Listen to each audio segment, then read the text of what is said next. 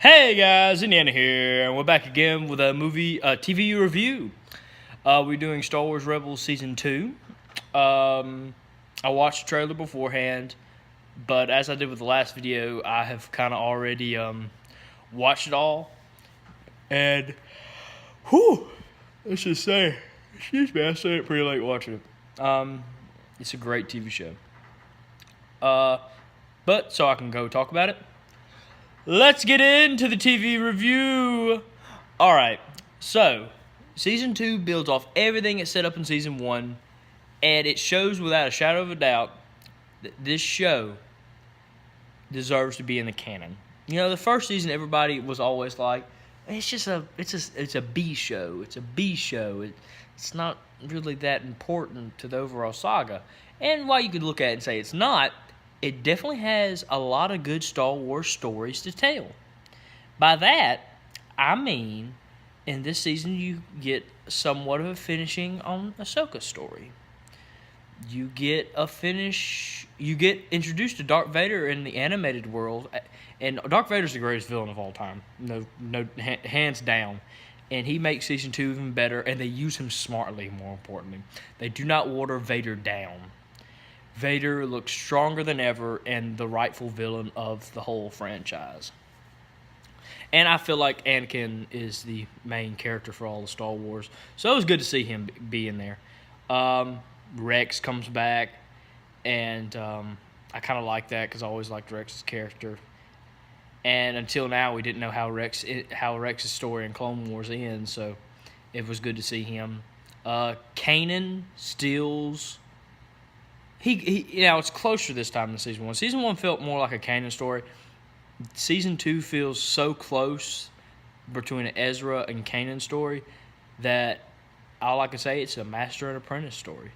It's perfectly built the relationship this season, and it just shows their connection this season so well, and the sun is so bright. Just good action. The filler episodes in this season really mattered.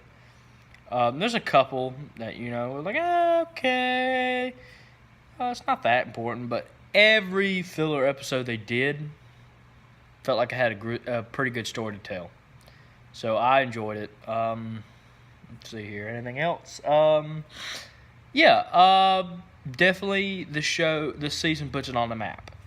At first season, I gave it a pity 4 stars when it really deserved a 3.5 because I was like, well, they're introducing new characters into one of the best Star Wars timelines between Episode 3 and Episode 6. And you can fight me as the best Star Wars storyline, the original trilogy. And it was kind of hard to do that and make sure they don't blow into this bigger world. In Season 2... handles everything perfectly about how they fight in the rebellion to what they can accomplish because there is a glass ceiling on the show.